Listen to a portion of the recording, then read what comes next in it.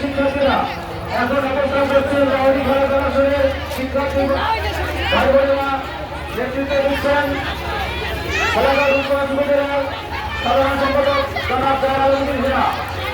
এগিয়ে আছে আগে বিভাগের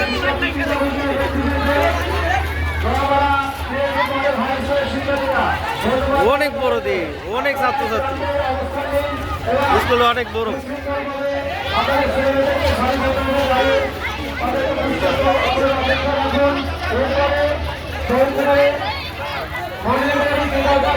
ওই আন্ডা বাচ্চা ও এরা কি আর এক স্কুলের নাকি?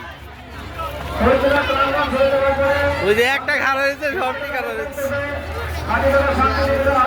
আরে না, এই স্কুলের ওই